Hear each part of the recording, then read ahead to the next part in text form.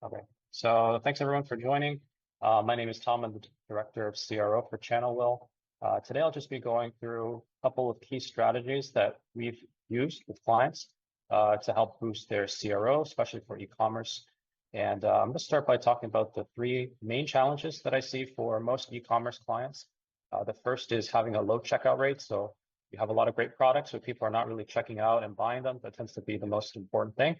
According to Statista in 2018, there's a study that found over 70% of carts are actually abandoned. So most of the time, the traffic that you might be spending money through Google or Facebook ads to drive to your website, it's not actually converting. So by working on these aspects, you're going to be able to improve your marketing efficiency and improve your return on investment. The second main challenge that I see is stores that don't have a good funnel for getting repeat buyers, or they don't have good systems for encouraging the customers that have already bought from you to become repeat buyers and become loyal buyers, as well as trying to boost your AOV, or average order value. The third main challenge that I see is brands tend to drive a lot of traffic to category pages as opposed to product pages, but they don't spend too much time trying to optimize category pages for what I call discovery and navigation. So trying to get users that come to category pages to explore your brand and find the right product. For example, category page might be something like men's running shoes, whereas your product page tends to be a more branded search. It might be something like Adidas, Pure Boost Light. And in those cases, the category page tends to drive the bulk of the traffic when it comes to organic traffic or paid traffic. So I'll talk about these three things in turn in my presentation. So the results of having these problems is that for an e-com owner, you might be facing challenges like you have a low return on ad spend. You might not be able to scale some of your ads profitably, and you might face things like a high acquisition cost, which makes it difficult for you to maybe expand your store or to reinvest cash flow. So first point I'll make is that you don't really need more traffic. You just need more of your traffic to convert into sales. And for this, I'm going to take a look at four methods that I've seen to improve checkout rates. So the first one is adding more trust signals to your website. The general idea here is that people like to buy from high trust websites. The second is social proof. People like to buy from sellers or stores that are already established, that are already popular. The third is what I call reasons to buy. We need to give customers a strong reason, a strong proposition to choose your brand over others, as most markets tend to be quite competitive. And the fourth is just giving customers their preferred choice of payment, and perhaps even like financing options like Affirm or Klarna. So starting with the first one, trust signals. So what is a trust signal? It's really anything that helps a user understand more about your website, either your value proposition, or why they should trust you. Why should they put their credit card information? Ultimately, for an e-commerce company, we need to develop a high trust user flow when it comes to design, when it comes to how we present our products, and when it comes to how we encourage users to actually check out. And by doing all of these things, users are going to feel more comfortable. It's going to remove the friction and to help them ultimately go to a sale. So what are some examples of this? Things like having a website SSL. So simple things, having a payment gateway SSL, showing that your payments are secured. Maybe you have the icon that shows we use bank level encryption. There's lots of different ways that websites display that. But also things like having different policies, right? As a customer, do I understand what your refund policy or what your satisfaction guarantee is? And making sure that if you have a policy like that, it's displayed prominently on pages such as the checkout page, such as the product page, so that users who are interested in buying a product, they can understand, okay, if I don't like the product, I can always return it. I can get things like free shipping. And those are all great things that help users get past that initial barrier to a purchase and to ultimately get them to that final sale. But this also includes things like having reviews, which I'll talk about in social proof. So having reviews, especially from third-party platforms like Google, Trustpilot, Better Business Bureau, as well as things like showing any kind of awards or certifications or anything that really showcases that your business is an established player or you have some kind of credibility in the industry.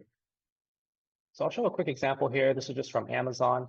Amazon does a really great job of showing all of the signs. And one of the great things with larger e-com players like Amazon is that they've spent a lot of money in terms of optimizing the design. So for smaller e-commerce companies, I usually suggest that they look at their larger competitors and just try to copy what's working for them.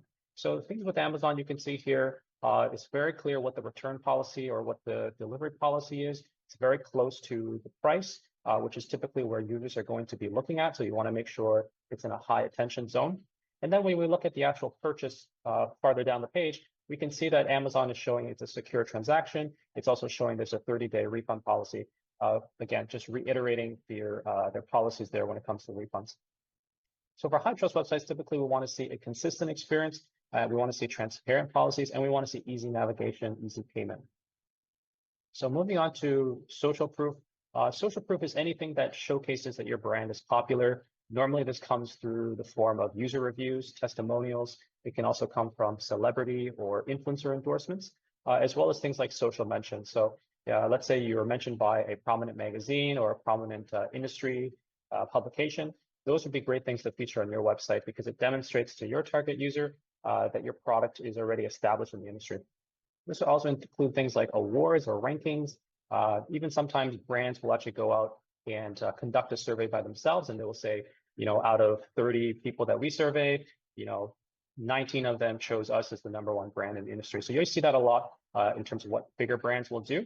And it's helpful if you're a smaller brand, you want to try to find people that can maybe list you as in their article. And so you can say, we're ranked by this company.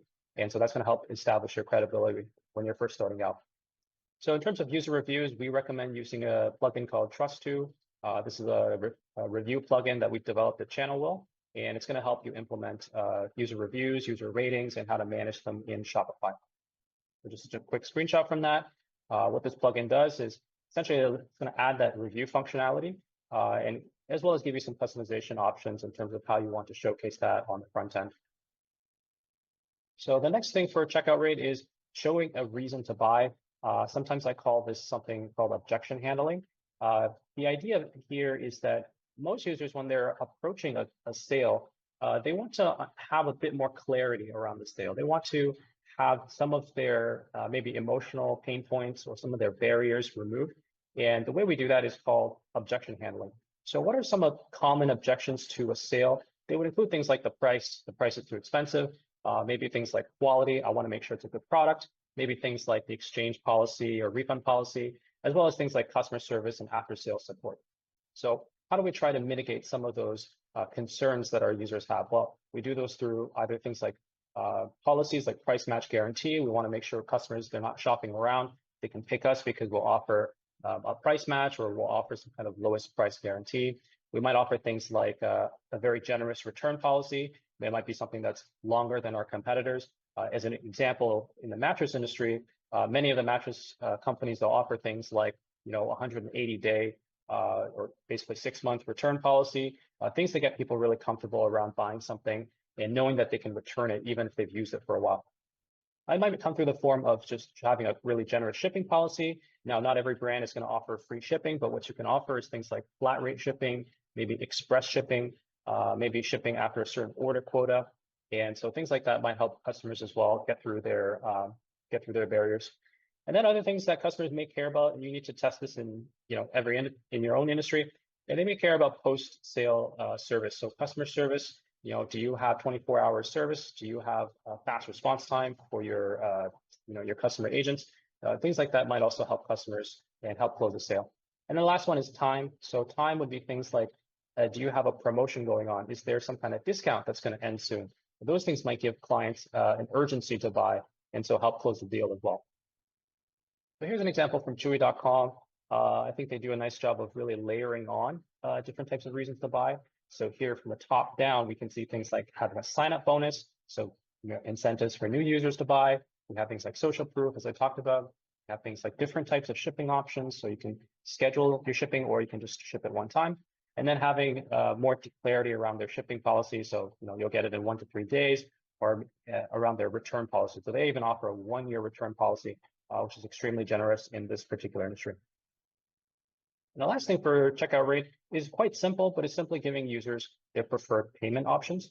Now, within Shopify, it is quite easy to offer support for all major credit cards, but you may also want to look at things like adding a PayPal integration, maybe Amazon Pay, as well as experimenting with sort of the buy now, pay later type of payment options like Affirm and Klarna, as those tend to be popular, especially for products that are much higher priced products, and users might be a little bit hesitant to buy them. Maybe they don't have enough cash this month to buy it, so offering something like that might be able to increase your sales. So the next point I'll make is you don't really need more customers, but you need more repeat customers. You need more repeat purchases to help grow your store. So this section, I'll talk more about how to increase repeat buyers. So there's, again, 4 main points I'll talk about here. The first is loyalty programs. So making sure that we have something to entice first-time users to come back, or maybe even to refer a friend to our platform.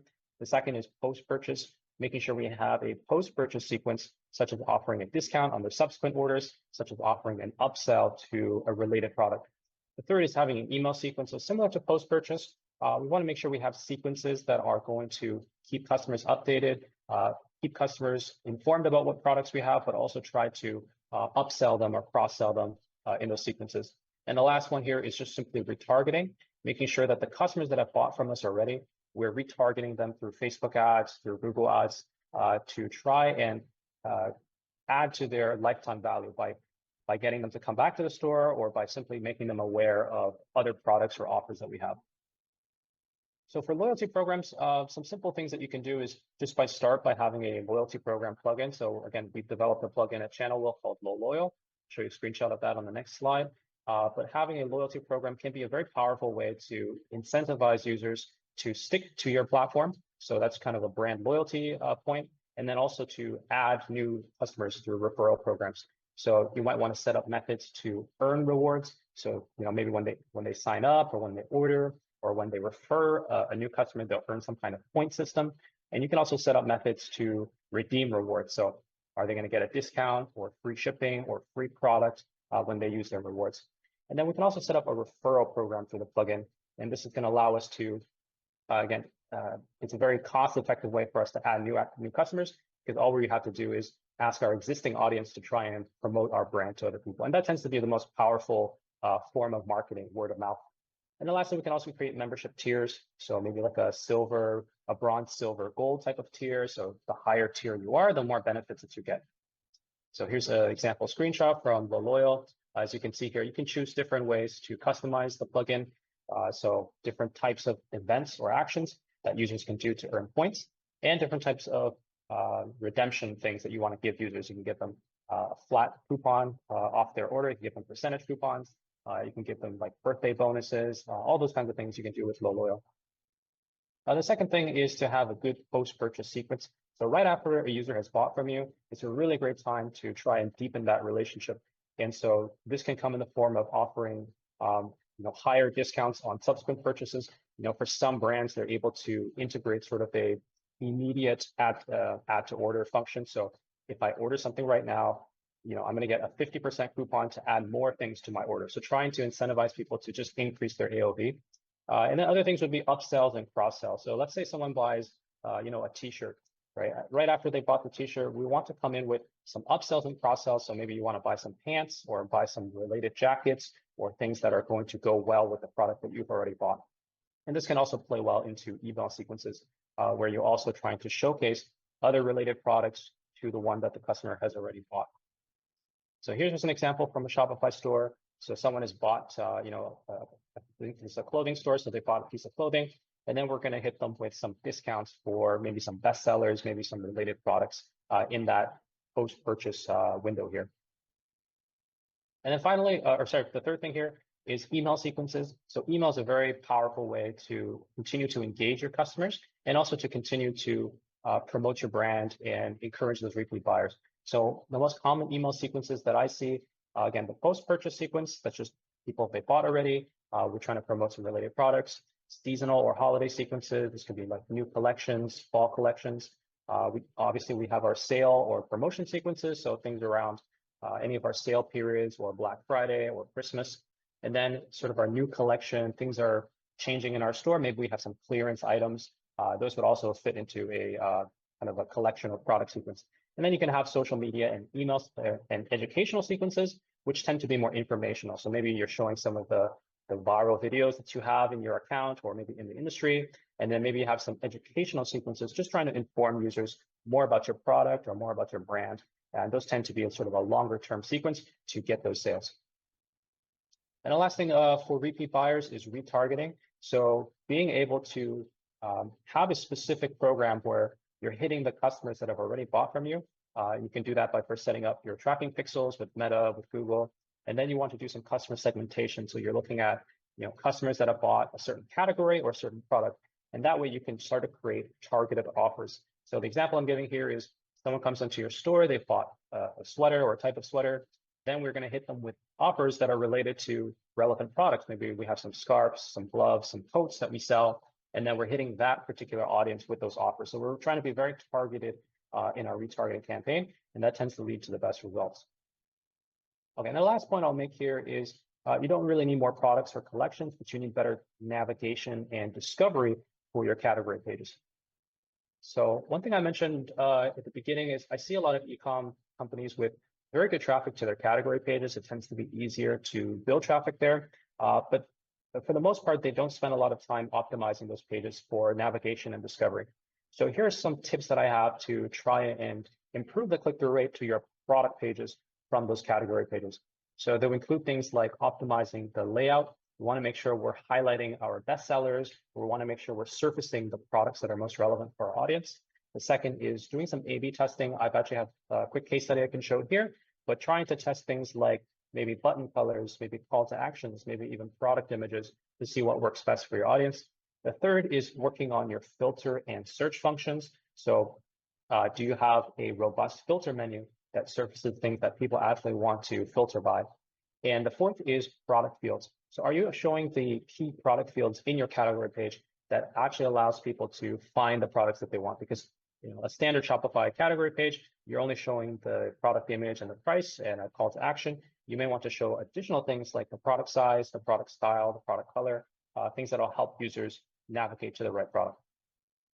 Okay, so starting with layout, I find that it's very helpful to surface your top sellers on category pages, just to show people that, hey, this is what's popular with most of our audience, as well as organize your products into a logical subcategories on those pages. So what are some examples? Let's say, again, going with a clothing brand, you might organize your products into product type. So we have like pants and shirts. Maybe we have by material. So if I'm on a pants page, I can see here are the denim pants here, or sorry, here are the denim, I guess fleece pants doesn't make sense, but here are the denim products, here are the fleece products, etc. Or maybe by the fit, here's the type of fit for these pants, or even by collection. And that's just going to help people navigate the category page a little bit easier rather than showing them, let's say we have 100 products, rather than showing them 25 products on category page without any kind of organization. Other things you could try showing trending products. So these are the latest products that are hot right now, award-winning products, maybe products that are more evergreen, and then products that are recommended by celebrities, influencers, etc. So here's an example from a brand that I worked with in the past, and this is a clothing retailer. And you can see here on this women's pants category page, right at the top, we're showing different types of styles or different types of fits so that users, they can immediately see, okay, this is the type of pant that I want, and they can go deeper down the funnel to find the particular product, rather than having to, let's say, scroll through 20 different products trying to find something that they like. Okay, and then now the second thing is A/B testing. A/B testing, you can do that in a variety of use cases. But here for category pages, we're focused on things like button color, button text, product images, sometimes even product titles and product fields. So I'll show some examples. And when it comes to A/B testing, I like to use a software called VWO. And in this particular case study, what I did for this client is we tested different colors for their call to action. And we found that this particular color, which was a light green, it was actually 11.5% better than the original color that they had for their CTA. And so we can see that here. This is a company based out of Australia. And what we did for them on their category page is we simply changed the blue color here, which is their add to cart color. And we tested that against a variety of other colors. And we found that green was actually a lot better for users. And some of those are just psychological principles. Sometimes people click more when you use a certain text, use a certain layout. And so those are things that can be helpful. And then the third thing here is your filter and search. So we want to make sure we're checking popular searches on your website. And the reason we want to do that is we want to use that to improve your filter menu. So if you know that people are always searching for a specific style or a specific color, you can actually put that into your filter menu to make it easier for new users to navigate to those category pages. Other things you can add would be quick menu links or subcategory links, and those are going to be helpful for, again, driving users to the right part of your website. So here's an example from a major retailer, Sephora. they offer multiple ways to filter products, and they can, because this is in the skincare or beauty niche, users want to have a lot of different ways to filter. They might want to filter by skin concern or brand or skin type. And so Sephora is a great example because they are at the extreme end of how many options you can offer your users when it comes to filter, but you need to see what is appropriate for your particular industry. And then the last thing here that I'll mention is having product fields. So in some cases, it's helpful for users to know some additional details about a product before they actually go and check out the product details or check out the product page. So this could be things like the size or dimensions, the style of the product, the color, or if you want to use certain types of badges, like this is our top seller, this is an award winner, to try and convince users that, hey, this is a product that's very popular, and try to get them to go to the product page rather than only scrolling your category page. So in terms of product fields, anything that really helps users find their desired product or a suitable product can be included here. This is an example from another client I've worked with. This is in the digital products or the gaming industry. And we can see here that underneath each of their product offers, they actually have a number of product details. So in this case, this is a game account. And so for each game account, they're telling the user, here's how many points or levels or skins are included in the game account. And so that's going to make it a lot easier for users to choose the particular game account that they want to buy. So you can see if, what makes the most sense for your industry and see if you can implement that on your category pages. So that's it for all the CRO tips. If I were just to conclude, point number one is you don't need more traffic, you need more users to convert. Point number two, you don't need more customers, you need more repeat customers. And then point number three, you don't need more traffic to your category pages, but you need more category pages to drive more traffic to your product pages. And so those are the three main things that I see for CRO when it comes to e-commerce. And thanks so much for tuning in. And here is just some ways to get in touch with the team at ChannelWILL. I think here we'll turn it over for questions.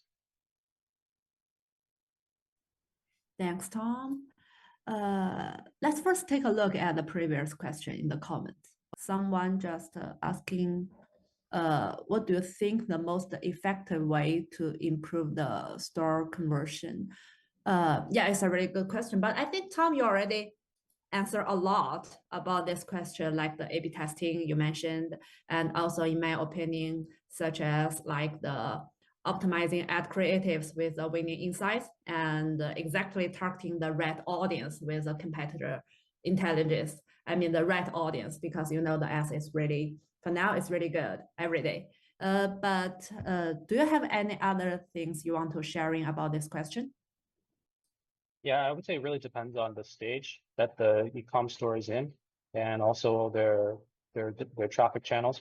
So like you said, if you're relying a lot on Facebook ads, Google ads, sometimes the reason why your store isn't converting well is your ads are not targeted enough, or your ad copy isn't, you're either not targeting the right keywords that have high buyer intent, or maybe your ads don't match what your keywords are, and so the users are bouncing. So there's really different stages. There isn't really a one answer to this question, but the way that I would suggest that any e-com owner try to diagnose this is try to look for a tool like Microsoft Clarity or Hotjar, and just install that on your website so you can start collecting some data, and then try to see what users are actually doing on your website, because that usually is the eye opener in terms of understanding, oh, okay, so users are coming to my site, but they're not really sticking around for more than 20 seconds. Or they're coming to my site, they look at my product, but then they're not buying. So that tells you at what stage are users experiencing the most friction, and then you try to create some new designs or new copy to try to address those frictions. That's it. Thanks for everybody's joining, and hope you have a great day.